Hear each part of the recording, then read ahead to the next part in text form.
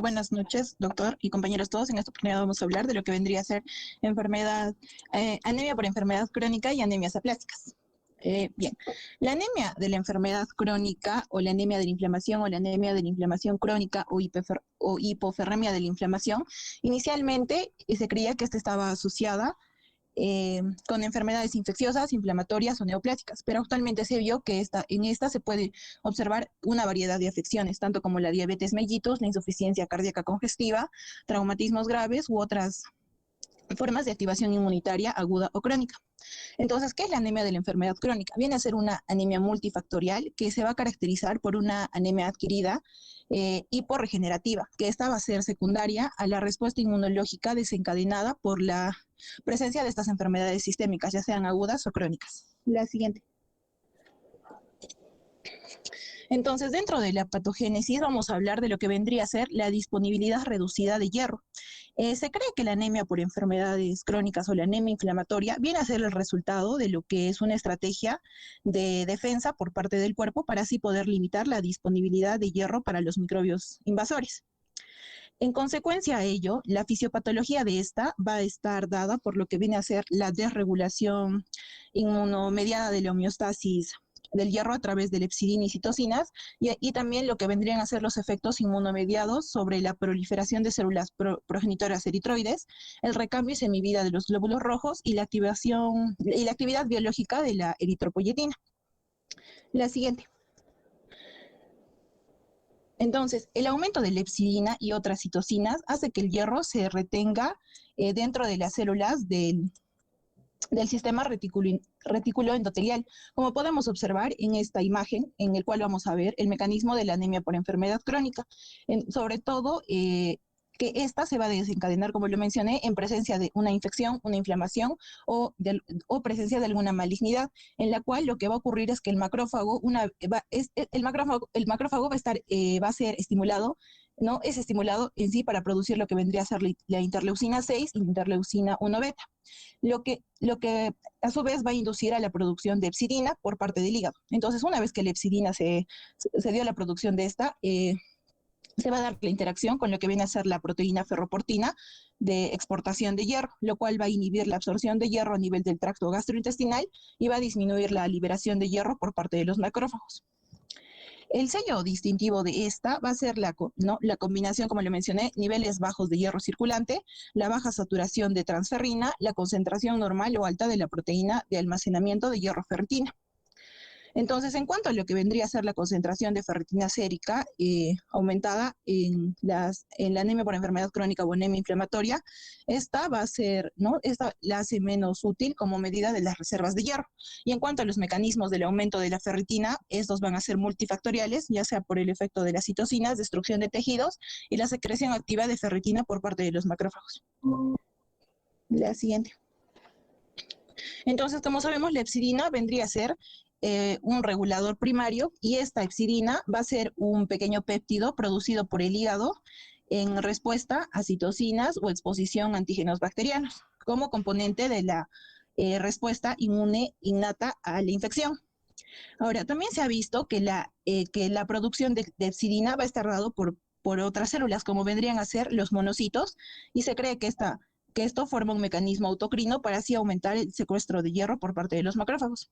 También se ha observado que el aumento de la producción de hepcidina y una disminución de la excreción urinaria de hepcidina y también un aumento en los niveles séricos de hepcidina. Y esto sobre todo va a estar dado en pacientes que van a presentar infecciones neoplásicas malignas o pacientes que tengan enfermedades en estados inflamatorios. La siguiente. Entonces, lo que pasa es que la hepcidina se va a unir al canal de la membrana plasmática ferroportina, lo que en sí va a conducir a la internalización y degradación de la ferroportina, y esta a su vez va a evitar la absorción de hierro por parte del intestino delgado. Entonces, el transporte de hierro va a ser a través de la placenta y la liberación de de hierro de los macrófagos. Entonces, una vez que el hierro liberado por los macrófagos viene a ser la principal fuente de hierro para el hemo, que va a ser necesario para la eritropoyesis, y los macrófagos van a eliminar e ingerir glóbulos rojos senescentes. Entonces, el reciclaje de hierro de estos glóbulos rojos va a representar del 90 al 95% del requerimiento corporal total diario de hierro. Es por ello que la lepsina reduce la transferencia de hierro de la dieta o de suplementos de hierro por vía oral desde los enterocitos duodenales a la circulación mediante las mismas acciones sobre la ferroportina y los, ¿no?, de los enterocitos. La siguiente. En cuanto a lo que viene a ser el efecto de las citocinas, estas sobre todo van a afectar la homeostasis, ¿no?, del hierro por múltiples mecanismos, los cuales en sí van a promover el almacenamiento del hierro en los macrófagos y va a reducir la disponibilidad de este para la producción de glóbulos rojos. Entonces, el aumento de la hepcidina, como lo mencioné, viene a ser el controlador principal en lo que es la disponibilidad de hierro para los glóbulos rojos en desarrollo, y las citocinas que vamos a encontrar vienen a ser la interleucina 1, la 6, la 22, que estas van a inducir a la producción de hepcidina. En cuanto a lo que viene a ser la captación y retención de hierro por parte de los macrófagos, vamos a tener a las citocinas, ¿no? Y también vamos a tener a lo que vendría a ser el interferón gamma, que esta también lo que hace es causar la inhibición transcripcional en lo que viene a ser la ferroportina, y esto va a contribuir así a la retención de hierro por parte de los macrófagos. La siguiente. Bien, la eritropoyetina reducida en sí va a promover lo que es la eritropoyesis, y esta se va a reducir mediante citocinas inhibitorias, como vendría a ser la interleucina 1, beta, el interferón gamma y el factor de necrosis tumoral alfa. Los niveles más bajos de Hay un eritropoyetina... problema con el audio, creo. No se está escuchando nada. Doctor, ¿me escucha? Doctor.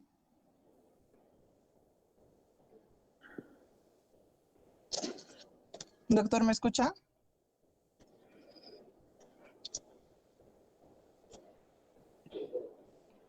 Doctor. Doctor, ¿se me escucha?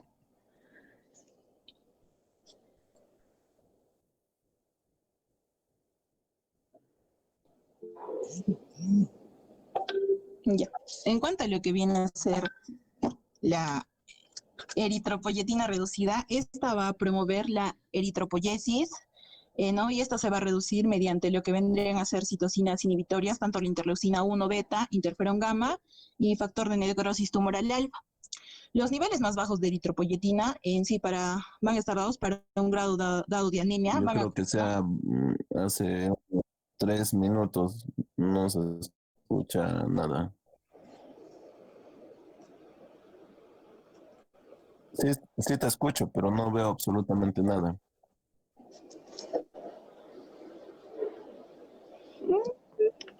No se escucha nada. Doctor, ¿me escucha? Ahora se escucha, pero yo pienso que desde tu última diapositiva no se veía nada.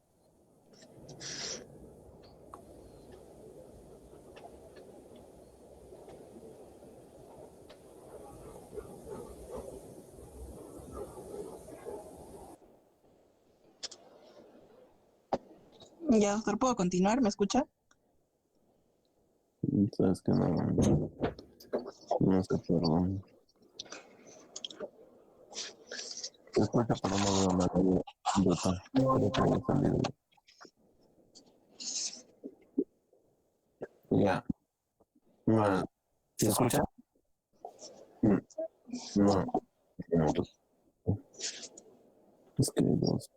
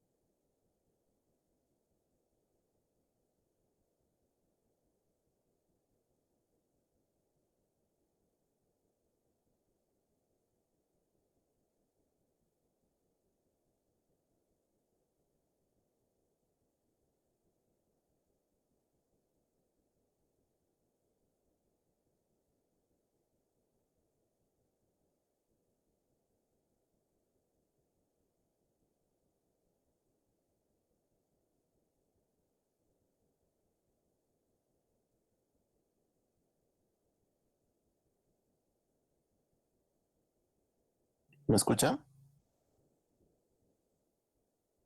Sí, Sí, doctor, sí se doctor. escucha. Un rato. Sí, doctor.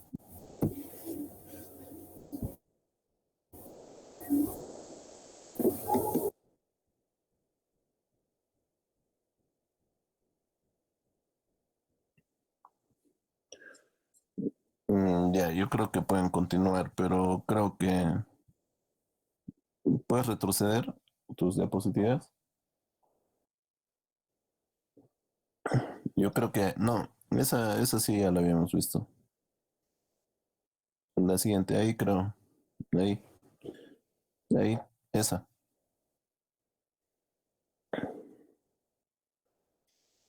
Ya, doctor, ¿puedo Sí. continuar? Ya. En cuanto a lo que vienen a hacer el efecto de las citocinas afectan en sí la homeostasis del hierro mediante múltiples mecanismos, los cuales van a promover el almacenamiento de hierro por parte de los macrófagos y va a reducir la disponibilidad de hierro para la producción de glóbulos rojos. Dentro de ellos vamos a tener lo que es el aumento de la lepsidina, que como lo mencioné, este vendría a ser el controlador principal en la disponibilidad de hierro para los glóbulos rojos en desarrollo. Y las citocinas que van a estar incluidas en estas vendrían a ser la interleucina 1, interleucina 6 e interleucina 22, que van a inducir a la producción de epsidina. Lo otro vendría a ser una mayor captación y retención de hierro por los macrófagos, que también tenemos a las mismas citocinas, y también va a estar el interferón gamma, que esta va a causar la inhibición transcripcional de la expresión de ferroportina, y esta va a contribuir a la retención de hierro por parte de los macrófagos. La siguiente. La otra vendría. Gracias, Mela.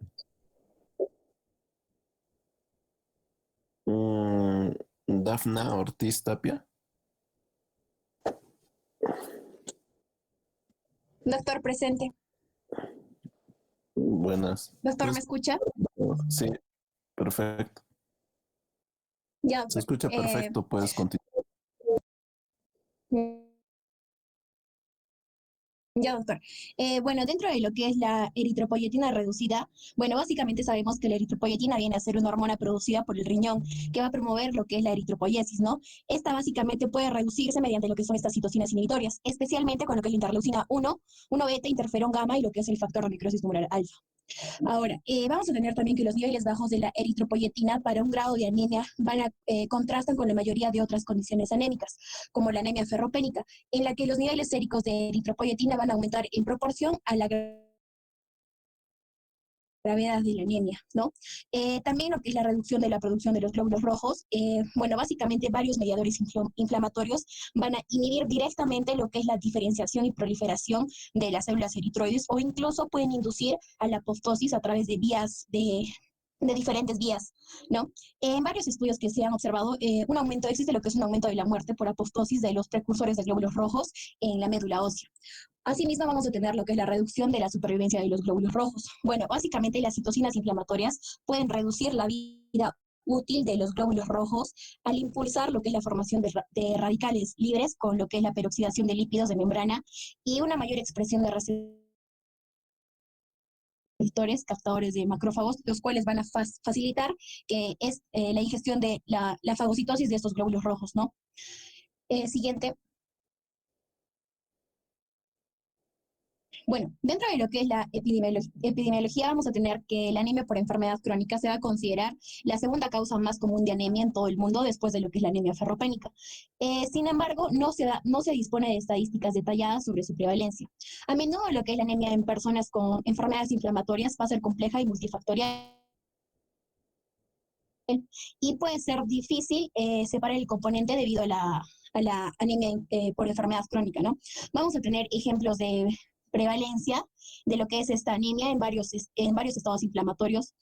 Estos van a ser dentro de lo que son los trastornos inflamatorios sistémicos. Se va a observar esta anemia en el 33 al 60% de los pacientes que van a presentar artritis reumatoidea, les vasculitis y lo que es la esclerosis sistémica, ¿no? En lo que son las infecciones, esta anemia se va a encontrar en el 18 al 95% de los pacientes con infecciones, como también va a ocurrir en la mayoría de los trastornos con anemia inflamatoria. La prevalencia de la anemia básicamente está relacionada con lo que es la gravedad de la enfermedad subyacente. Ahora, siguiente. En lo que es malignidad, vamos a tener que la anemia va a estar relacionada con el cáncer y se va a presentar en más del 30% de los casos en el momento del diagnóstico. Sin embargo, vamos a tener también que la anemia relacionada con el cáncer va a ser multifactorial, ¿no? Y esta va a incluir diferentes causas, como lo que es, por ejemplo, la deficiencia de hierro y vitaminas.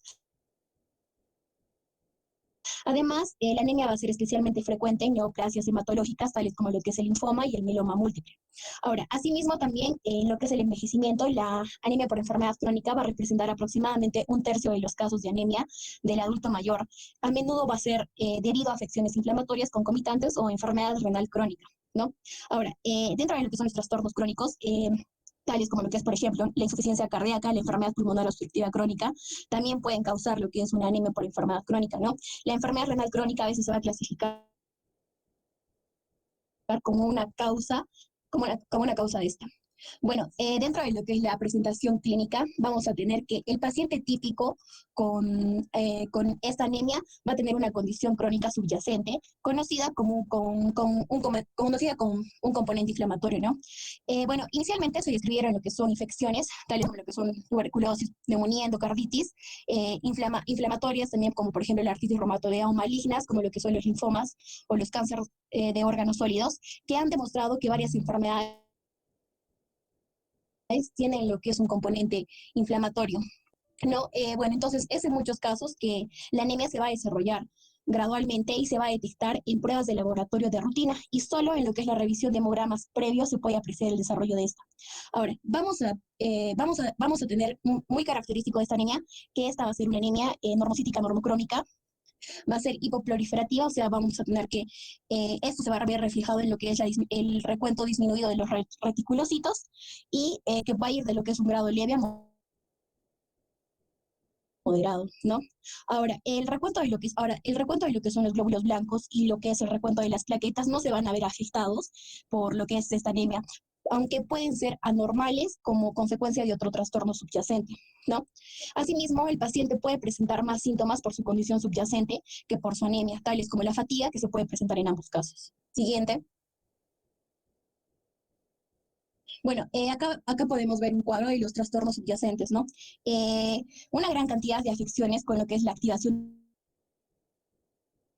inmunitaria aguda o crónica se van a asociar con lo que es esta anemia, incluida lo que son las infecciones, los trastornos inflamatorios, la malignidad, enfermedades como por ejemplo enfermedades crónicas como lo que es el EPOC, la insuficiencia cardíaca crónica, traumatismos, envejecimiento, obesidad o diabetes mellitus. Básicamente lo que es, por ejemplo, en las personas con diabetes posiblemente se deba a lo que es la obesidad, ¿no? Siguiente. Bueno, vamos a tener también lo que es el diagnóstico alternativo. La anemia causada por mecanismos va a ser una anemia causada por mecanismos distintos a lo que es la inflamación, ¿no? Que este vendría a ser la principal causa de todo, de que se eleve lo que es la hepcidina y esto posteriormente lo que es la activación de la cascada de inflamación que va a hacer que se eleve lo que es la hepcidina y posteriormente se produzca todos estos cambios, ¿no? Bueno, básicamente se espera que la anemia mejore con lo que es la suplementación de vitaminas, minerales u hormonas con terapia dirigida a una médula ósea que funciona anormalmente. Acá vamos a tener lo que es la acloridia, la enfermedad renal crónica con bajo peso, con baja eritropoyetina, desórdenes endocrinos, tales como lo que es la insuficiencia suprarrenal, el hipertiroidismo, el hiperparatiroidismo, el hipotiroidismo, el panhipopituitarismo, los trastornos linfoproliferativos, los síndromes mielodisplásicos y las deficiencias de las diferentes vitaminas y minerales, ¿no? Tales como lo que es el cobre, el folato, la vitamina B2 y la vitamina D. Siguiente. Bueno, para lo que es la evaluación diagnóstica, principalmente vamos a tener que la sospecha de, bueno, ¿en quiénes vamos a sospechar en quiénes vamos a sospechar esta anemia? Generalmente en un paciente que ha tenido un proceso infeccioso agudo o crónico, en un trastorno inflamatorio o una afección maligna que tiene una anemia normocítica, normocrómica, es hipoproliferativa, es decir, que va a haber lo que es es decir, que no hay evidencia de un aumento en la tasa eritropoyética, ¿no? Y va a ser de leve a moderada. Ahora, básicamente cuando un trastorno subyacente es desconocido o no es inmediatamente evidente, se requiere lo que es una evaluación clínica. Siguiente. Bueno, para lo que es la realización del diagnóstico diagnóstico, esto va a ser muy importante, ¿no? Vamos a tener que un patrón de anomalías y es por esto, bueno, esto nos va a poder ayudar a diferenciarlo de otras anemias, como por ejemplo de lo que es la anemia ferropénica, ¿no? Bueno, vamos a tener que, como ya lo mencioné, esta viene a ser una anemia normocítica normocrómica a comparación de la anemia ferropénica, que era microcítica hipocrómica, ¿no? Donde la hemoglobina generalmente estaba entre 10 a 12 gramos por decilitro. Ahora, el recuento debajo de los reticulocitos va a ser algo común entre lo que es la anemia ferropénica y lo que es esta anemia, ¿no? Vamos a tener también lo que es el hierro sérico bajo, generalmente va a estar menos de 60 microgramos por decilitro. Vamos a tener a la transferrina sérica normal o baja, que generalmente va a estar menos de 300 microgramos por decilitro. Y No se vamos a tener escucha nada, por una favor. baja tasa de saturación de la transferrina. Doctor, no me escucha. Doctor, nosotros sí estamos escuchando la exposición, creo que es su audio o quizás el internet.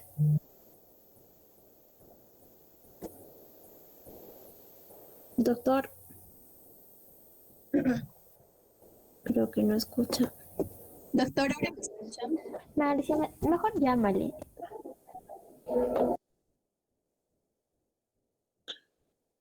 Chicos, pero sí me escuchan, ¿verdad? Sí, mire, Sí, con sí, autotune. normal.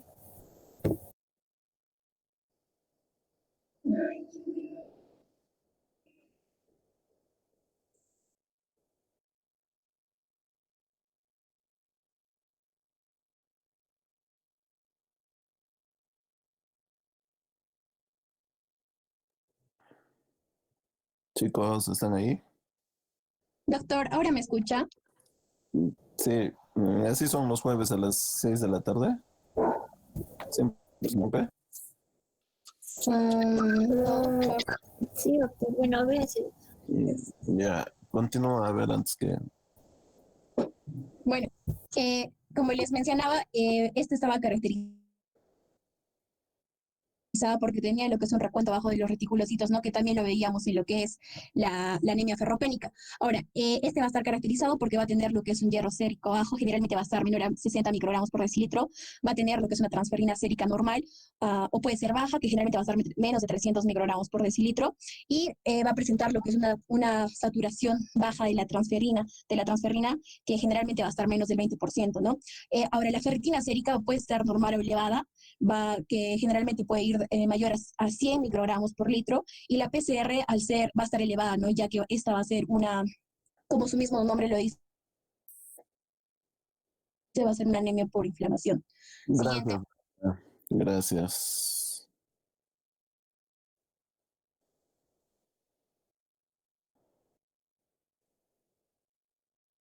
John Covarrubias Villafuerte. Presente, doctor.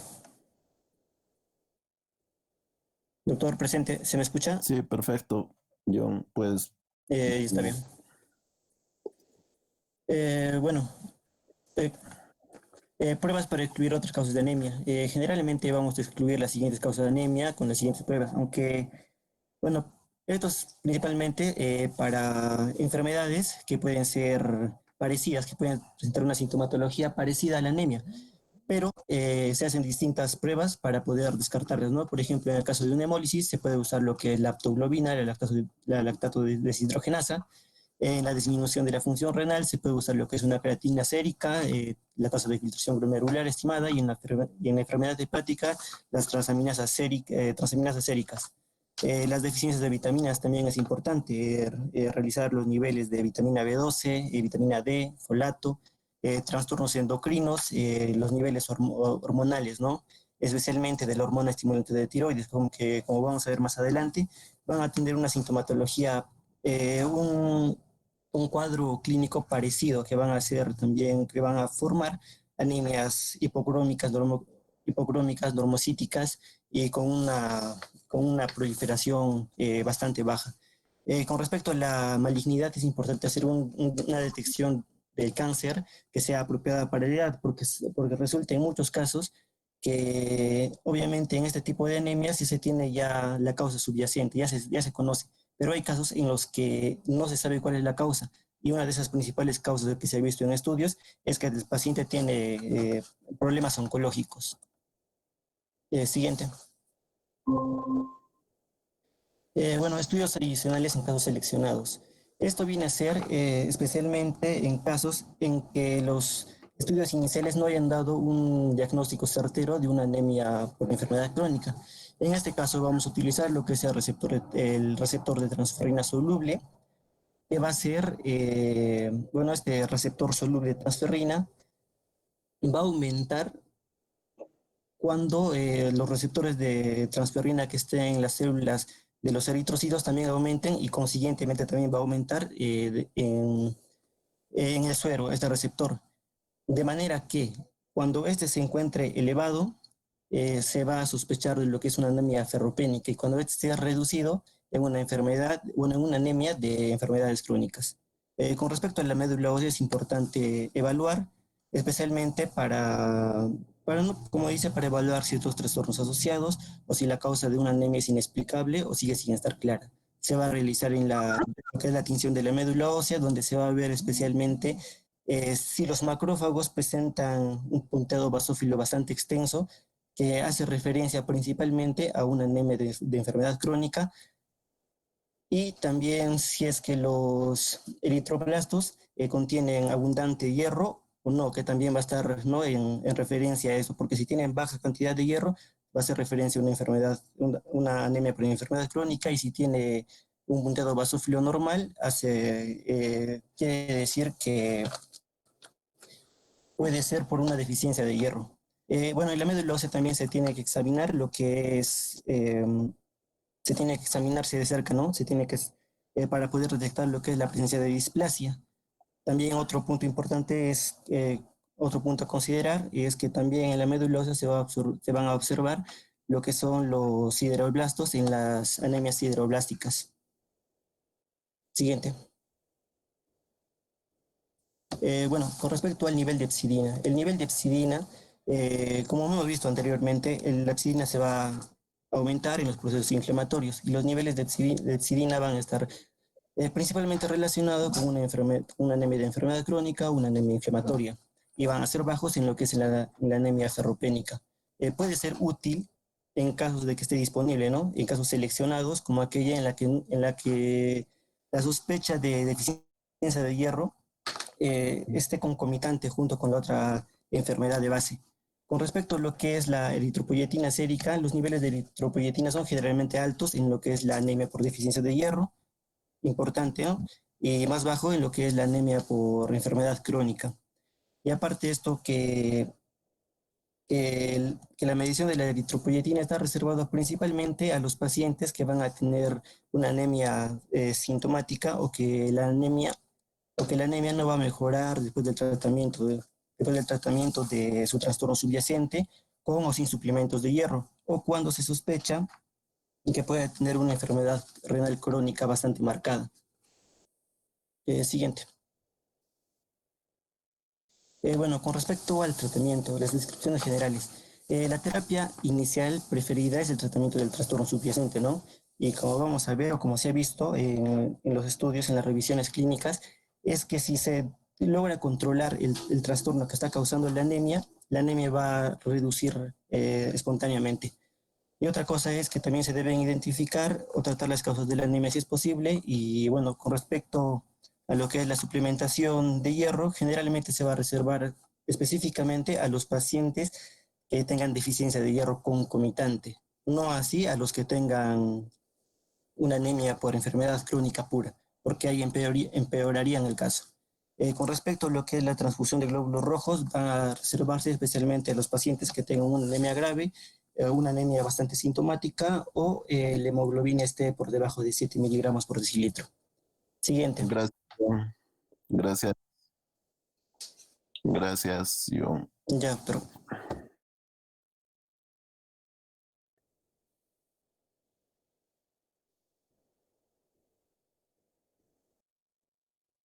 Catherine Chaiko. Presente, doctor. Buenas noches. Hola. Ya. Bueno, el objetivo general de la terapia que mencionaba mi compañero es reducir básicamente los síntomas y mejorar el resultado clínico del paciente, ¿no? No necesariamente tenemos que llevar a los niveles normales la hemoglobina, sino nos tenemos que basar en manejar los síntomas y en los resultados clínicos del cuadro. El tratamiento de trastorno subyacente, hemos visto toda una lista en un cuadro qué trastornos pueden generar la anemia. Entonces, si la anemia se debe a una neoplasia maligna subyacente, el tratamiento va a ser exitoso siempre y cuando también el tratamiento de la neoplasia sea exitoso, ¿no? O tenga mejoría. Entonces, cuando vemos este caso, también vamos a ver que la anemia va a mejorar. De igual forma, si la anemia se debe a un trastorno subyacente que tenga un componente inflamatorio, o sea, en el caso de artritis reumatoide, vasculitis, lupus, el tratamiento también, se tiene que manejar el tratamiento del trastorno inflamatorio con un fármaco antirreumático, ¿no? Que modifique la enfermedad. Y esto también va a hacer que mejore la anemia. Siguiente.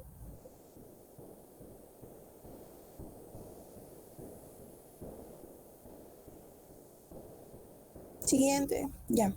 Los suplementos de hierro. Mi compañero ya había mencionado, ¿no? Podemos usar los suplementos de hierro siempre y cuando el paciente, aparte de la anemia crónica, también tenga una deficiencia de hierro. Las personas con deficiencia de hierro concomitante, ¿no? Lo que les menciono. La suplementación con hierro va a ser el tratamiento para este tipo de personas. Y ahí vemos los valores del hierro con la saturación de la transferrina, ¿no? Menor al 20%. Y las personas que no tienen deficiencia de hierro, generalmente no pueden, en realidad no deben recibir suplementos de hierro, ¿no? No tienen deficiencia. En este caso, si nosotros les damos, lo único que vamos a generar es que el atrapamiento dentro de los macrófagos del hierro se incremente más. Existen incertidumbres con respecto a la suplementación, ¿no? En este tipo de pacientes. Y en el caso de que tengan infección aguda. En general se evita la suplementación con hierro en personas que estén presentando infecciones en fases activas. Siguiente. Ahí vemos los preparados orales de hierro, el sulfato ferroso a la cabeza. Siguiente, por favor. Y también tenemos la presentación del hierro parenteral, ¿no? Que nosotros podemos usar. Siguiente. Bueno, también podemos optar por los agentes estimulantes de la eritropoiesis recombinante. Esto en personas con enfermedad renal crónica, que obviamente van a tener alterada la función y dentro de estas la producción de eritropoyetina, ¿no? También en individuos que van a estar seleccionados, que tengan cáncer y reciben quimioterapia. Ciertos individuos que tienen una enfermedad inflamatoria intestinal también pueden recibir este tipo de agentes, o también los que tienen trastornos reumatológicos, que teniendo una hemoglobina baja y usando hierro, o sea, nosotros le damos hierro a este tipo de pacientes y su hemoglobina no se nivela, no mejora, entonces podemos optar por los agentes estimulantes de la eritropoiesis. Se debe administrar hierro suplementario junto con estos agentes para mantener la saturación de transferrina mayor al 20%, ¿no? Y el nivel de ferritina sérica también mayor a 100 microgramos, perdón. Siguiente. Las transfusiones se va a dar solamente del paquete globular en pacientes que tengan una anemia sintomática grave, que va a poner en peligro la vida. Y mayormente estos pacientes no solamente van a tener la anemia crónica, sino también de la mano una anemia ferropénica, ¿no? Entonces, en estos tipos de pacientes con anemia mixta se puede ver que la anemia va a ser grave y en estos pacientes se usa la transfusión. Otro tipo de terapias emergentes como la epsidina y la ferroportina, que aún se realizan estudios, ¿no? Con este tipo de terapias, y los inhibidores de la prolilhidroxilasa, que van a estabilizar el factor que induce la hipoxia y promueve la producción de eritropoyetina endógena. Siguiente. Bueno, y eso respecto a las anemias crónicas. Por otro lado, tenemos a las anemias aplásicas. La anemia aplásica, va a ser un trastorno de la sangre que, si bien es poco común, es potencialmente mortal, ¿no? Y va a ser heterogéneo. Vamos a ver la clasificación que vemos ahí. Característica de esta anemia: produce una citopenia periférica y la aplasia se va a dar a nivel de los 3 linajes celulares, ¿no? Aparte, la anemia hemorrágica, vamos a ver una anemia, hemorragias, infecciones y varios otros síntomas clínicos, que va a ser las primeras presentaciones de esta anemia. Entonces ahí vemos, es un tipo de insuficiencia medular cuantitativa, y dentro de estos vamos a tener adquiridas y congénitas. Dentro de las adquiridas nosotros estamos revisando la aplasia medular adquirida, y más adelante vamos a explicar la anemia de Fanconi, que es una insuficiencia congénita, ¿no?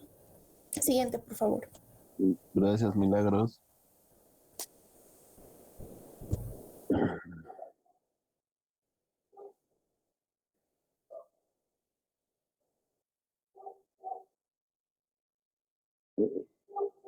Juan Diego Condori Saavedra.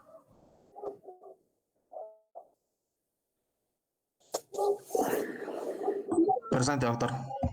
Va. Juan Diego. Ya. Continuando con lo que vienen a ser las aplasias medulares adquiridas, vamos a ver que esto pues vienen a ser dentro de un 75%. Dentro de estas, lo que vienen a ser las aplasias medulares adquiridas, vamos a ver pues que esta entidad viene a ser mortal cuando no reciben tratamiento oportuno, y se va a caracterizar más básicamente por una pancitopenia, es decir, que va a haber una disminución de las tres series celulares, en este caso la serie roja, la serie blanca y la serie plaquetaria.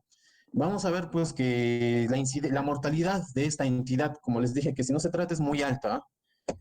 Vamos a ver que la epidemiología pues va a ser de 0.1 a 0. De 0.6 a 0.1 casos por millón de habitantes. Vamos a ver que va a predominar más en los países europeos y en el norte, ¿no? En lo que son los países occidentales más que todo.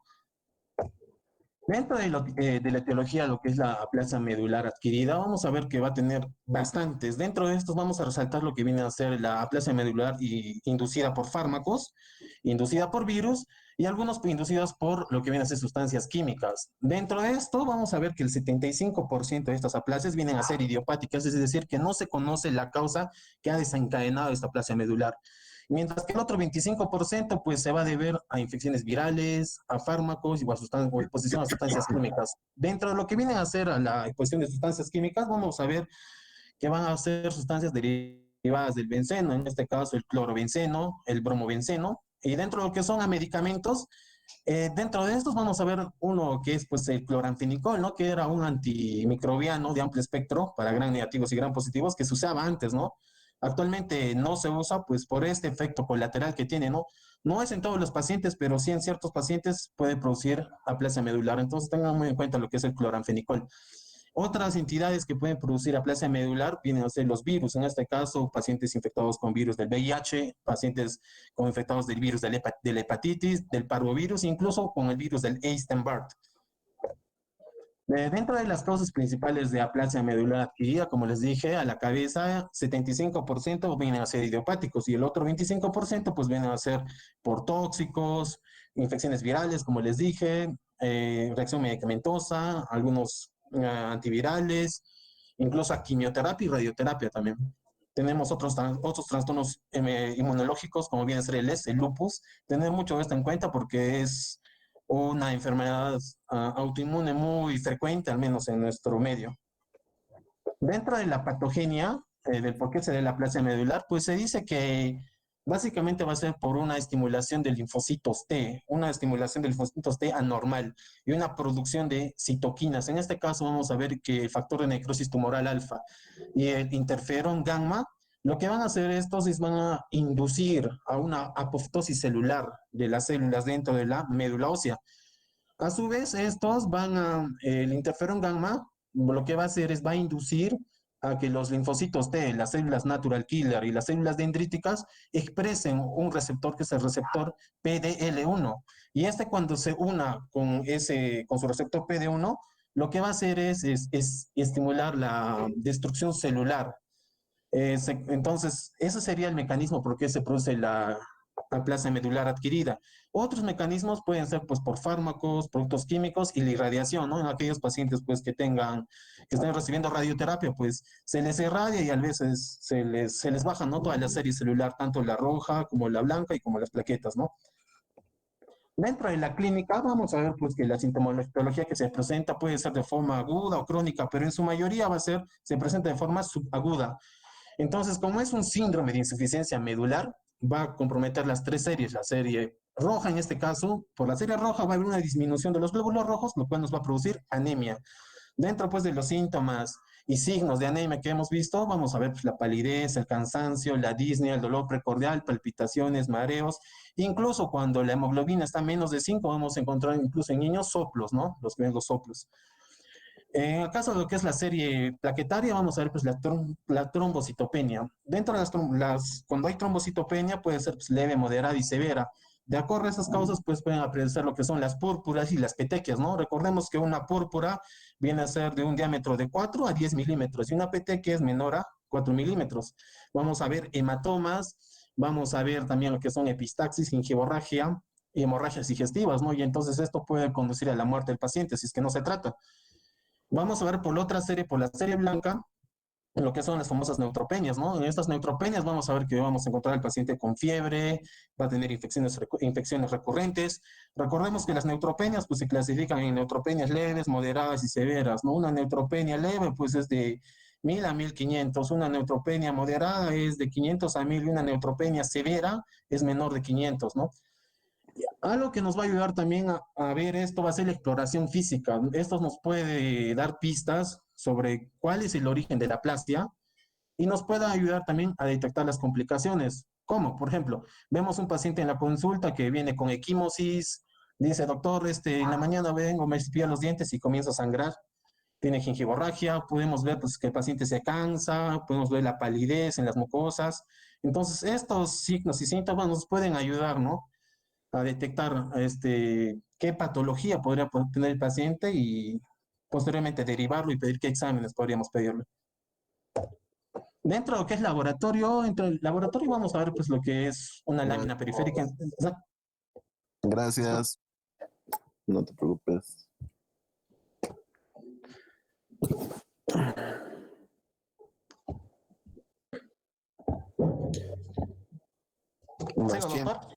Rosa Mashenka. Presente, doctor. Rosa Mashenka. Prosigue, por favor. Está bien, doctor. Bueno, en cuanto a los exámenes de laboratorio, vamos a tener presente que para poder nosotros dirigirnos o poder corroborar el diagnóstico clínico que hayamos tenido anteriormente, vamos a pedir, por ejemplo, un examen de sangre periférica y esto para poder ver básicamente los tres linajes de células que tenemos. Entonces podemos apreciar dentro de ellos si se podría evidenciar una anemia macrocítica, normocítica, que es generalmente por lo que cursa. También podríamos ver una neutropenia y una trombocitopenia. Esto quiere decir que vamos a evidenciar una pancitopenia en un examen de sangre periférica. Ahora también algo importante es que vamos a nosotros encontrar dentro de esto un recuento de reticulocitos bajos. Entonces vamos a presentarnos, vamos a estar presentes frente a lo que vendría a ser una anemia regenerativa. Ahora también hay que tener en cuenta que tenemos que realizar estudios de médula ósea y esto va a ser importante. Entonces vamos a realizar lo que es una biopsia de médula ósea. Este generalmente va a ser obligatorio y va a ser importante. También vamos a tener lo que es el aspirado medular y en el aspirado medular lo que nosotros vamos a evidenciar o vamos a ver va a ser, por ejemplo, una marcada hipocelularidad. Entonces, esta hipocelularidad generalmente va a ser irregular con campos hipercelulares. Ahora, también algo importante que ver dentro de ellos es que podemos observar macrófagos con hemofagocitosis y edema intersticial. Esto generalmente lo vamos a observar en lo que vendrían a ser en las fases iniciales. Ahora también vamos a ver que vamos a encontrar también pequeños focos o agregados linfoides, también esto en una fase aguda. Y también podemos ver algunos focos de células eritroides o precursores granulocíticos. Siguiente, por favor. Ya. Otro examen importante dentro de esto es lo que vendría a ser la citometría de flujo. Entonces, dentro de ello tenemos que tener en cuenta algún diagnóstico diferencial. Por ejemplo, la presencia de clonas GP1AP va a ser importante para poder hacer un diagnóstico diferencial en cuanto a lo que es la hemoglobinuria paroxística nocturna. Entonces, esto nos va a ayudar también a dirigirnos más o menos a cuál sería nuestro diagnóstico presuntivo. También vamos a encontrar dentro de estos exámenes a los estudios citogenéticos que generalmente vamos a ver dentro de esto algunas alteraciones citogenéticas Y vamos a ver, por ejemplo, o también para nosotros descartar otros diagnósticos como alteraciones de los cromosomas 5, 7, 8, también podríamos encontrar un diagnóstico diferencial con la disomía uniparenteral. Ahora, también es importante la serología. Esto es importante para que nosotros podamos dirigirnos más a lo que vendría a ser la etiología de esta anemia plástica. Entonces vamos a ver, por ejemplo, podríamos pedir un antígeno de superficie para el virus de la hepatitis B, la hepatitis C, también tenemos dentro de esto la hepatitis A, el virus del Epstein-Barr, citomegalovirus, el virus herpes 6 y también el parvovirus. También va a ser importante las pruebas inmunológicas para nosotros poder detectar un anti-DNA en el caso de que esta sea una anemia aplásica de características genéticas, como lo vamos a ver en el caso de la anemia de Fanconi. Ahora tenemos también un test de fragilidad que generalmente va a ser negativo y vamos a tener dentro de eso también otros estudios para poder direccionarnos a esta anemia que va a ser una acideremia. También tenemos que tener en cuenta lo que es la ferritina. Y también algo importante acá es que vamos a encontrar la hemoglobina fetal incrementada. ¿Y esto por qué? Porque esos pacientes generalmente van a ser más propensos a desarrollar cáncer, sobre todo en el caso de la anemia de Fanconi. El siguiente, por favor. Bien, entonces vamos a tener que dentro de eso también vamos a tener criterios diagnósticos específicos para lo que vendría a ser la anemia plástica. Entonces vamos a ver que sí o sí tenemos que tener, o sea, se supone que la anemia plástica va a acusar con una pancitopenia. Entonces dentro de los criterios diagnósticos vamos a tener que por lo menos tendría que cursar con 2 o más citopenias. Asimismo vamos a tener que estaba a cursar como una hemoglobina baja, generalmente menor a 10 gramos por decilitro. Y también vamos a tener una neutropenia y también una plaquetopenia menor a 50 por litro. Entonces también tenemos que, dentro de esto, como habíamos visto, vamos a encontrar una médula ósea hipocelular. Y también tenemos algo importante dentro del diagnóstico, también es haber descartado otras patologías previas. Entonces, una ausencia de otras causas que justifiquen esta anemia nos va a corroborar el diagnóstico. Entonces, lo más importante dentro de la evaluación de un paciente que nosotros veamos que tenga pancitopenia, entonces sospechemos de una anemia plástica medular o una aplasia medular, vamos a ver que lo más importante es la historia clínica para que como lo dijo mi compañero, la exploración física va a ser muy importante para nosotros observar las alteraciones que estas tengan y también vamos a ver que tanto los estudios convencionales, los estudios del laboratorio nos van a ayudar a esto y por supuesto todo que vaya de la mano con lo que es una biopsia de la médula ósea. Siguiente, por favor. Gracias, Rosa. Gracias. Está bien, doctor.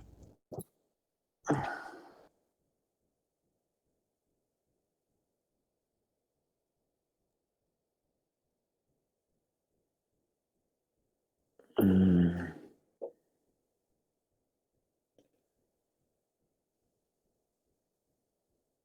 Mariluz Sánchez Benítez. Presente, doctor. ¿Se me escucha? Disculpe. Doctor. Mariluz. Doctor. ¿Se me escucha, doctor?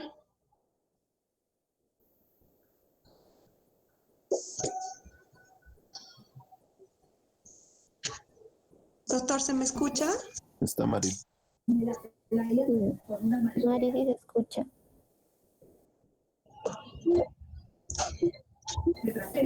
Doctor, sí está presente. ¿Le escucha? Doctor, ¿me escucha? Doctor. No escucha.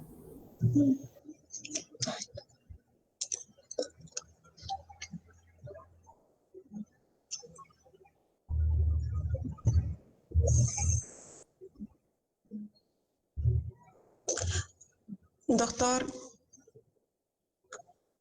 Doctor Dandy, ¿se me escucha?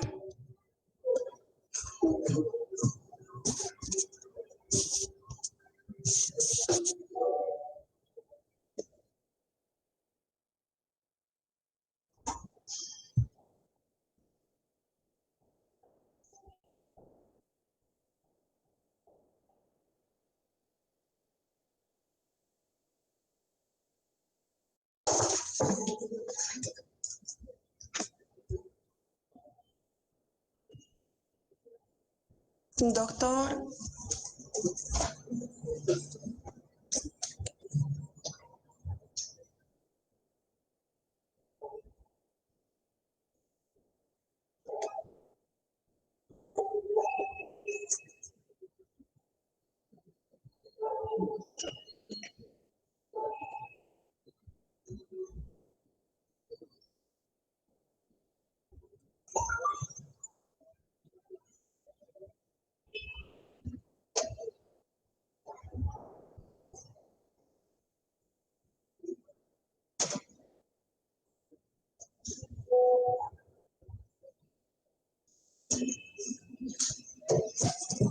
Doctor.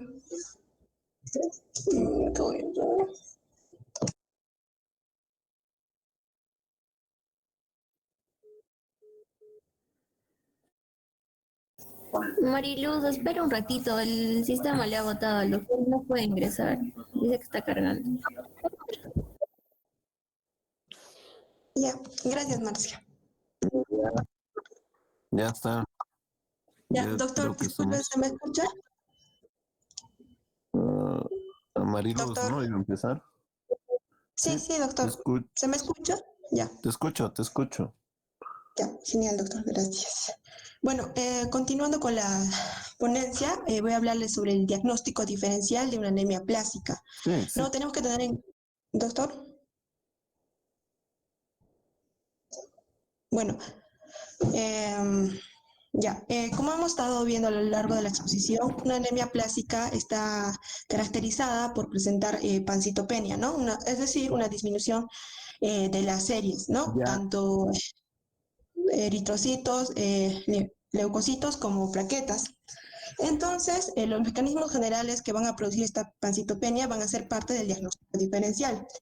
Entonces, ¿cuáles son los mecanismos que producen pancitopenia? Vamos a ver, uno, la infiltración de la médula ósea, que se van a producir por procesos neoplásicos hematológicos y no hematológicos, por enfermedades infecciosas como la TBC miliar o la leishmaniasis, por enfermedades de depósito.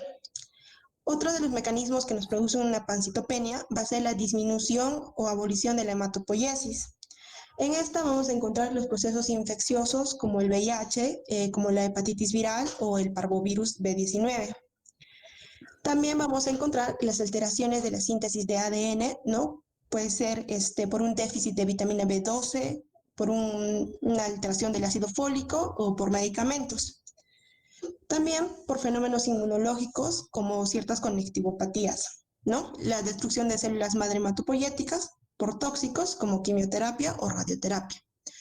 Otro de los mecanismos generales que producen pancitopenia es la destrucción periférica de los elementos de la sangre, ¿no? Que puede ser secundario a la activación del sistema macrofágico hepatoesplénico o secundario a un hiperesplenismo, ¿no? Siguiente, por favor.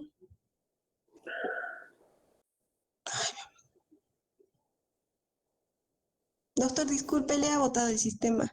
Un No te momento, preocupes. por favor.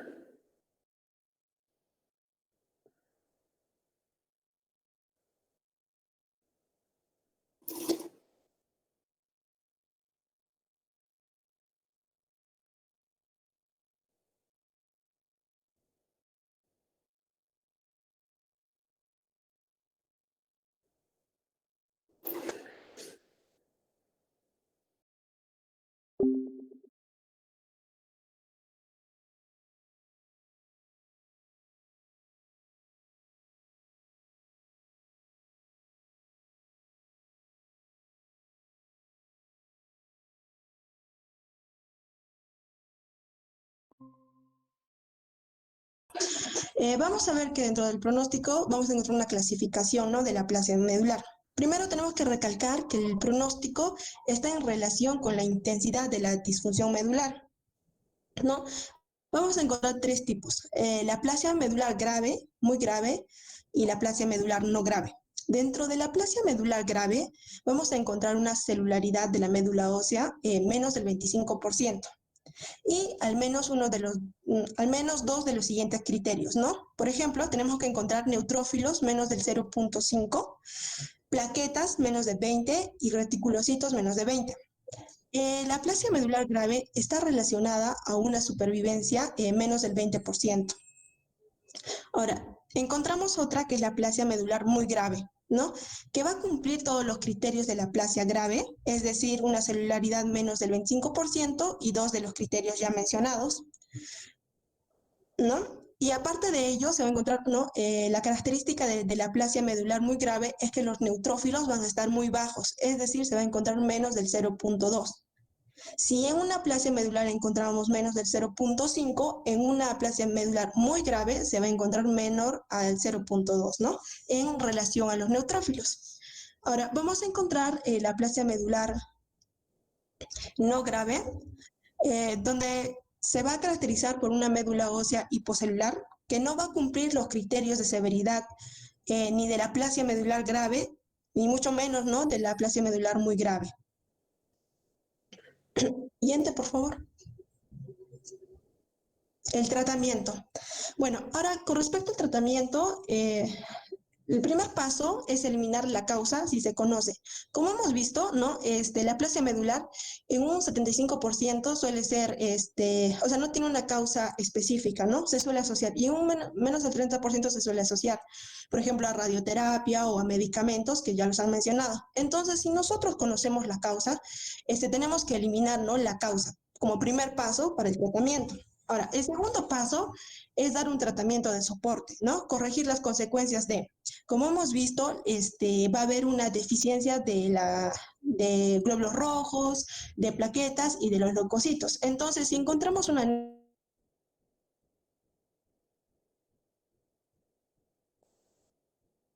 plaquetas y si encontramos leucopenia, unos antimicrobianos, ¿no? ¿Por qué? Porque está relacionado a infección.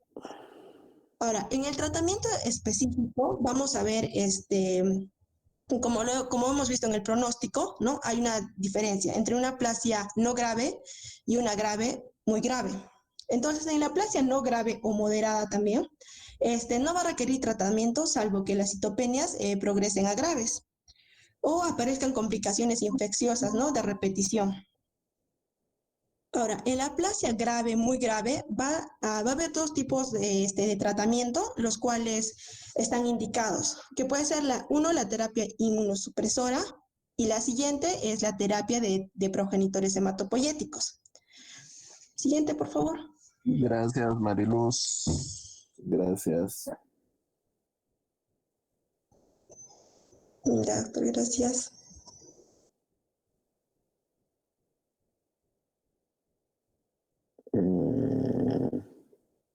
Lucía Núñez Aguirre. Presente, doctor. Ya. Continuando con la exposición, ahora vamos a hablar de la terapia. En este caso, lo que se tiene que hacer es ver primero la edad del paciente. Entonces vamos a determinar si un paciente tiene menos de 20 años, el tratamiento de primera línea para esos pacientes es un trasplante de progenitores hematopoyéticos. Entonces, primero tenemos que ver si este paciente tiene un donante HLA idéntico. Si es que lo tiene, se le va a hacer un trasplante halogénico de progenitores hematopoyéticos. Si es que no se tiene, se le va a inducir a un tratamiento inmunosupresor. Si no hay respuesta de los 4 a los 6 meses, se le podría dar un tratamiento haploidéntico de progenitores hematopoyéticos. Si un paciente está en la edad de 20 a 50 años, también el tratamiento de primera línea es el trasplante de progenitores hematopoyéticos.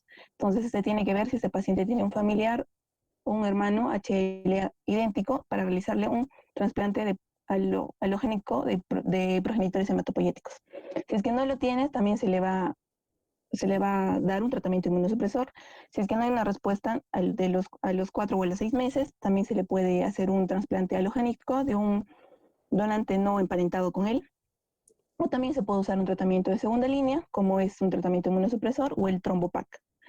En cambio, en un paciente que ya tiene más de 50 años, el tratamiento de primera línea ya no es el trasplante de progenitores hematopoyéticos, sino es el tratamiento inmunosupresor. Aquí en un cuadrito podemos ver las ventajas y las desventajas de cada uno de los tratamientos. En una terapia inmunosupresora, las ventajas que tenemos es que nos va a dar una alta tasa de respuestas obtenidas con la combinación de la ciclosporina y de la globulina antitimocítica. Es cerca de un 60-80%. Pero las desventajas que tenemos es que va a haber una recaída que se va a situar alrededor del 35% de estos pacientes a los 5 años de haberse realizado esta terapia. De un 7 al 18% también pueden presentar evolución clonal y una monosomía 7, indicando un riesgo de progresión a un síndrome mielodisplásico. Así también, cuando hablamos del trasplante de progenitores hematopoyéticos, una ventaja es que ofrece altas posibilidades de curación, pero una de las desventajas es que está asociado a una morbilidad importante sobre todo si está relacionado con la edad del paciente. El tipo de donante, si es un emparentado o no emparentado, y el tiempo transcurrido desde el diagnóstico de la aplasia y la realización del trasplante. Siguiente. Entonces, si utilizamos una terapia inmunosupresora, como ya les mencioné, es dependiendo de la edad del paciente, el tratamiento estándar es la ciclosporina más una globulina antitimocítica, también conocida como ATG. Las dosis de la ciclosporina es por vía oral, unas dosis de 3 miligramos por kilo cada 12 horas.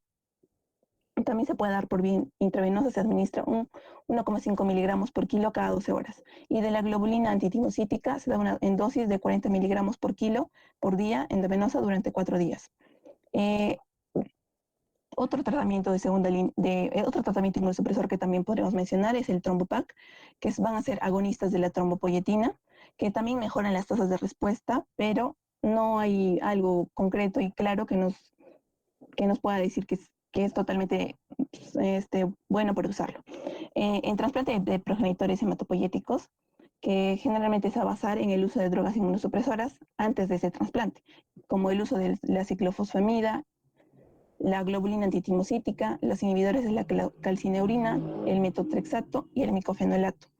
Así como también se puede dar la infusión de células progenitoras hematopoyéticas procedentes de manera preferente de la médula ósea de un donante familiar, o también se puede usar de un donante no emparentado. Siguiente. La anemia de Fanconi. La anemia de Fanconi va a ser la aplasia medular congénita más frecuente, a pesar de que en general va a ser una enfermedad que va a ser muy poco común. Va a tener un patrón de transmisión principalmente autosómico recesivo y se va a caracterizar por una variedad de anomalías congénitas, un fallo medular progresivo y una propensión al desarrollo de leucemia y otros tipos de cáncer. Siguiente. En la epidemiología vamos a ver que va a iniciar aproximadamente desde el primer año de vida. El diagnóstico es un aproximado entre los 5 a los 15 años, y cuando son pacientes que tienen mayor de 20 años, hay mayor riesgo de desarrollar tumores sólidos. Como les dije, no es tan frecuente, va a ser un paciente por cada 500.000. Los varones están ligeramente más afectados que las mujeres, con una relación de varón-mujer de 1 a 2. Y la anemia de Fanconi ha sido detectada en todas las razas y diferentes grupos étnicos. Siguiente. Gracias, Lucía. Ya. Creo que solo falta una persona. Por favor. Sí, doctor. Y ya, con respecto a los aspectos medulares, tenemos que la anemia de Fanconi viene a ser un trastorno genético en el que se van a encontrar afectados la vía de reparación de daños en el ADN. Concretamente, la que se va a ver afectada es la vía que repara los errores, como el entrecruzamiento entre las cadenas de ADN, ¿no? Entonces, durante la replicación del ADN, estos entrecruzamientos van a mantener una unión no deseada de las dos cadenas que van a formar el ADN. Y al tener esta unión no deseada, van a imposibilitar la división celular. En el caso de la anemia de Fanconi, esta imposibilidad de la división celular resulta en la muerte de las células hematopoyéticas, que es característica. Siguiente, por favor.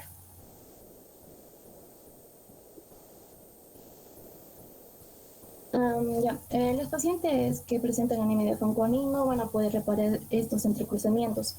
Estos pacientes van a presentar mutaciones bialéricas que van a alterar la función del gen de Fanconi, que se dice que son bialéricas porque van a afectar tanto las dos copias que tenemos, ¿no?, de cada gen, tanto la copia o el alelo materno como el alelo paterno. Siguiente.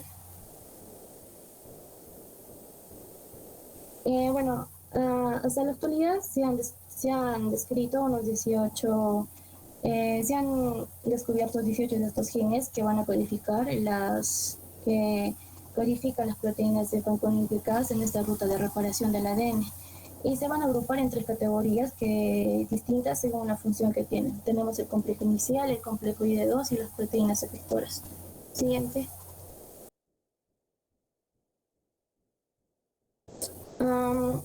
¿Cómo vamos a poder nosotros identificar estos pacientes, no?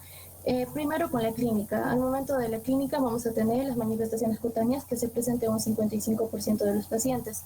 Los pacientes van a venir con hiperpigmentación, manchas café con leche, que es característico, el vitiligio, van a tener una estatura baja en 40-60%, También van a tener anomalías del pulgar u otros rayos radiales en un 50%. Va a haber malformaciones oculares de un 20 a 40%, en el cual van a estar incluido el estrabismo y el hipohipertelorismo. Malformaciones renales y del tracto urinario como en un 20 a 30%, como por ejemplo el riñón en cerradura, las ectópicas, las displásicas, o ausencia de riñón, la hidronefrosis. También vamos a tener anomalías esqueléticas axiales que van a estar presentes en un 25%. Especialmente se va a diferenciar la microcefalia, la fascia triangular, el cuello corto o palmeado y las anomalías vertebrales en los pacientes. También vamos a ver malformaciones gonadales o genitales, especialmente en los varones se produce lo que es la hipospadia, semipropene, el testículo no descendido o ausentes que van a ser un 25% causa de infertilidad. Y en las mujeres vamos a tener las malformaciones del útero, no ovarios pequeños o hipogenitales. También vamos a tener anomalías del oído de un 10 a 25%, que vamos a ver la presencia de la pérdida auditiva debido a anomalías del oído medio del conducto auditivo atrésico. Y las manos y otros como eminencia tener plana, las clinodactilias, las polidactilias, el primer metacarpiano faltante o el cúbito displásico un 6%. Es por ello que es importante hacer una evaluación, una exploración física del paciente. Siguiente, por favor.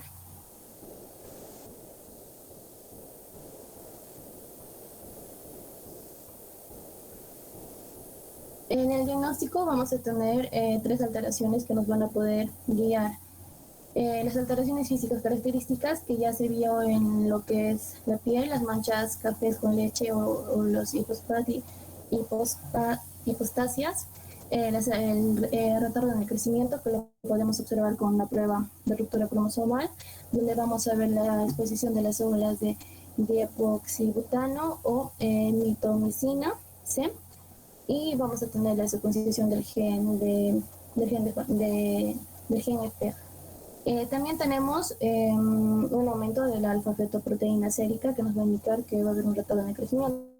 También tenemos las alteraciones hematológicas, donde todos son macitopenias de moderadas a graves, van a persistir durante más de 2 semanas y una médula ósea hipocelular que va a ser menor al 25% de la celularidad normal.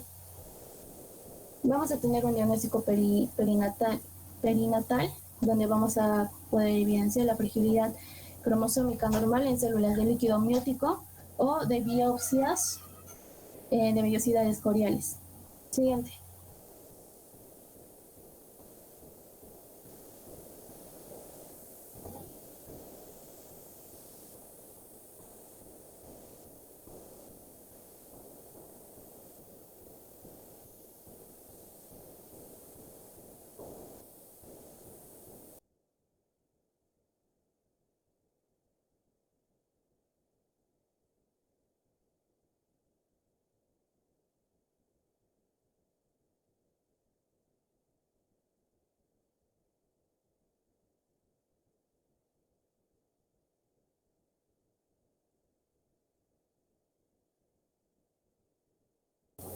Ya, me va a permitir, disculpen. Ya, con el tratamiento vamos a tener aquellos pacientes que van a estar propensos al cáncer, más frecuente por el virus del papiloma humano, el cáncer espinocelular de cabeza, cuello y esófago inferior, el cáncer vulvar, ano, cuello, uterino, esófago superior, los andrógenos como los tumores hepáticos y el cáncer bucal. Para estos pacientes se debe hacer seguimientos y controles multidisciplinarios. Ahora se debe también hacer un tratamiento de soporte, donde vamos a dar soporte con andrógenos, transfusiones de hemoderivados, trasplante de médula ósea y terapia genética. En transfusiones de hemoderivados tenemos que tener en consideración la hemoglobina menor a 8 gramos por litro y las plaquetas menores a 50.000 por microlitro. Siguiente. Gracias.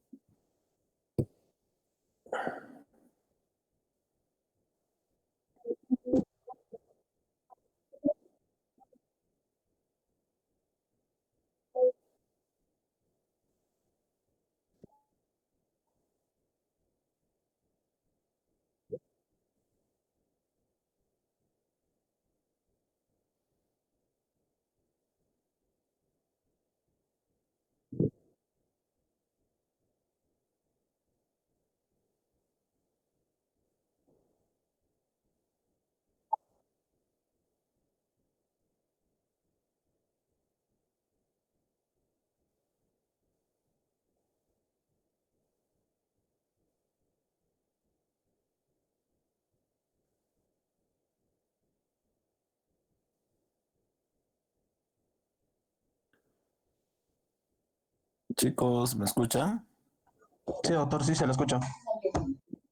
Ya. Ya, chicos. Muy bien.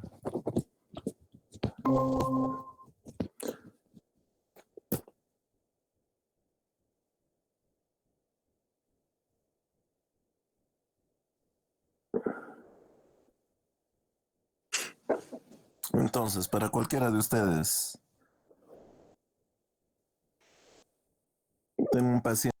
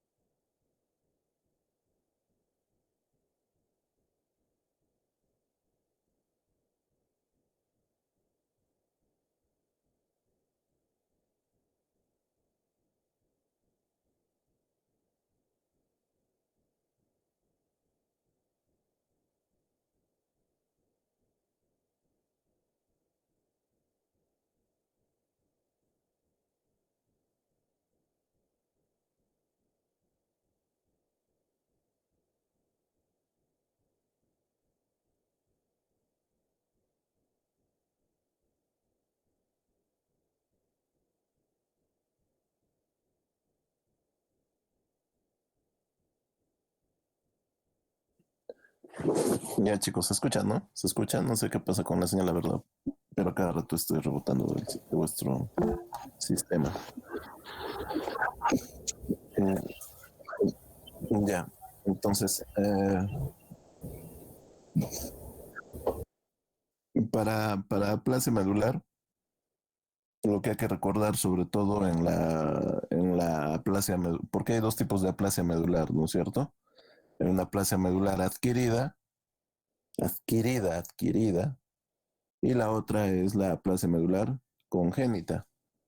La congénita, la exposición que acaba de hablar gran parte de vuestra compañera Indira, entonces es un problema sobre todo en niños. Entonces, si yo les pregunto, ¿cómo es un paciente con aplasia medular con anemia de Fanconi? ¿Qué me dices, Indira? ¿Cómo te imaginas ese paciente?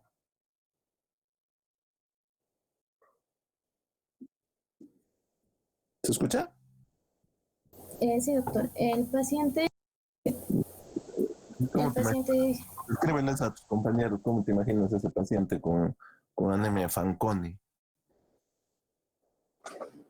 Si yo te digo, describe a un paciente con linfoma, no sé, o con anemia ferropénica, me dirás, pues no, puede ser un niño, puede ser un adulto, puede ser un anciano, una madre gestante, etcétera, ¿no? Que va a venir pálida a la consulta, y etcétera, etcétera, etcétera.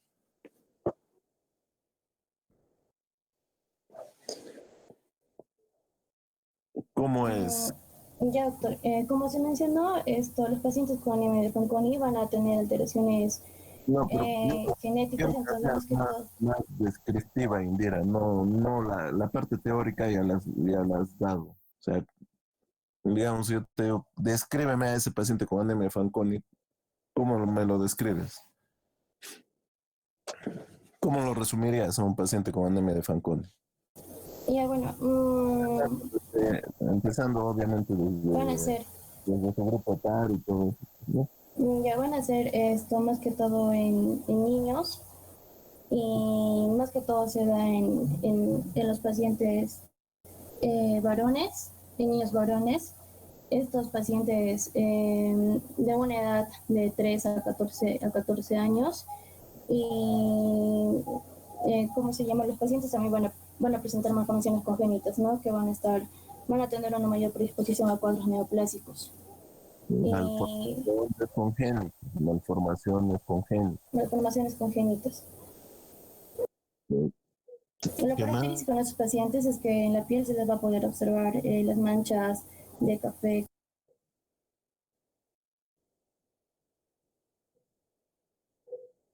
Se le va a poder observar en los pacientes que va a haber una hiperpigmentación, como ya se mencionó, las manchas de café con leche, o también pueden pueden presentar también vitiligo, y estos pacientes van a tener una alteración en la estatura, van a ser pacientes bajos, por eso es que se le hace el test, el estudio para ver el retardo del crecimiento de los pacientes. Y también podemos presentar, se pueden presentar estos pacientes con hiper o hipertelorismo, como los pacientes con síndrome de Down.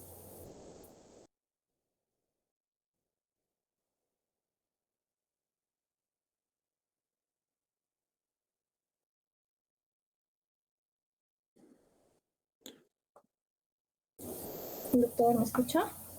Sí, sí, te escucho.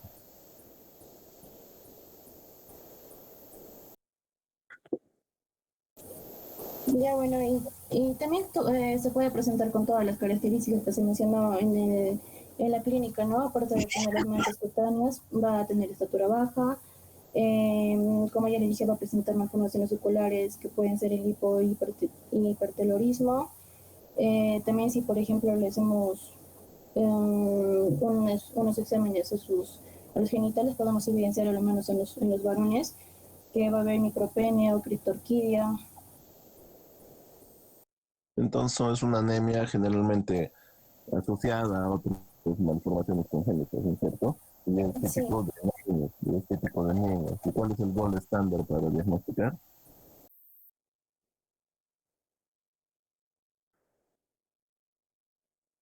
No sé. ¿Mm?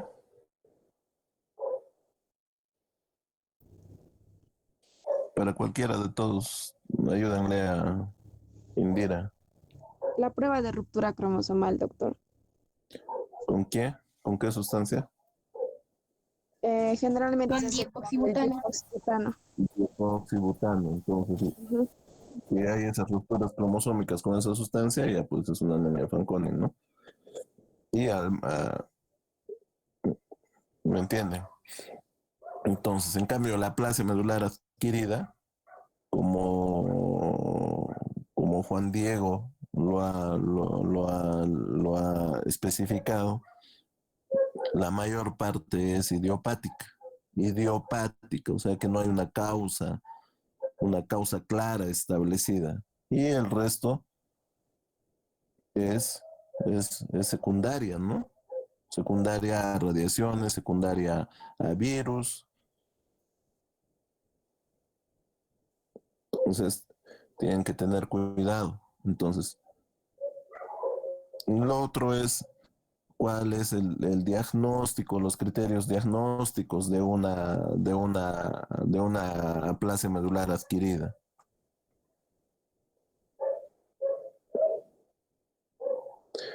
Si yo tengo una médula ósea con una celularidad del 50%,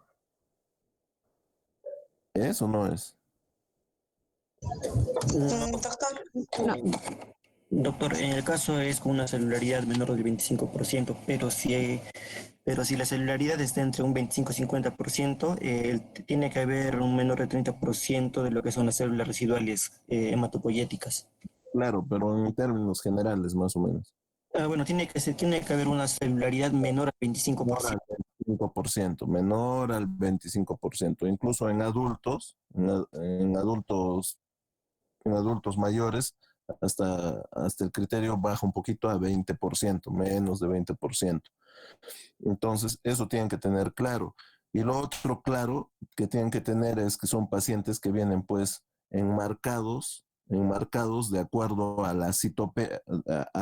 la citopenia que están sufriendo clínicamente. Entonces, son pacientes que tienen anemia, son pacientes que vienen por síntomas de trombocitopenia y pacientes que sufren infecciones a repetición porque frecuentemente están escasos de neutrófilos. ¿Por qué? Porque su médula ósea no es capaz de producir la cantidad suficiente de sangre para abastecer todo el sistema celular periférico. Entonces, eso es importante.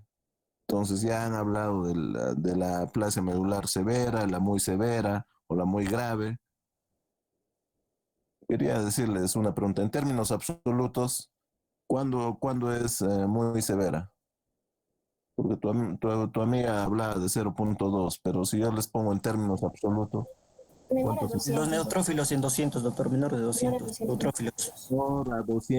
Menor a 200 neutrófilos por microlitro de sangre. Menor a 200 neutrófilos por microlitro de sangre. Entonces, ¿y cuáles son los criterios de sospecha? Neutrófilos menor a 1500, plaquetas menor a 20.000. 20.000. ¿Qué falta? Hemoglobina menor a 10 a 10, doctor. menor a 10. Entonces, yo si te veo un paciente con esos criterios, y si es un paciente joven o un paciente adulto mayor, entonces tendré que pensar en una aplasia medular. ¿Me entienden? Entonces, yo creo que eso está claro.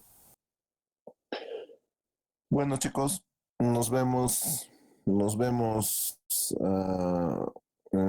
con la delegada. Voy a coordinar porque tengo que terminar la parte de anemia megaloblástica y hacer anemia por enfermedades crónicas. El examen está programado para el 3 de octubre, me parece. Entonces, es la próxima semana. Entonces, que chicos, yo creo que mm, es el sábado, a ver si me proporcionan una hora por lo menos para acabar anemia por enfermedades crónicas, anemias megaloblásticas. Y creo que por ahí ya estamos completos, creo, con todo. Ya, lo coordino con compañera. Doctor, ¿no podría hacer la recuperación el día domingo? Porque el sábado la Cuídense, mayoría de mis nos vemos. compañeros no me ha escuchado, creo. Chovi.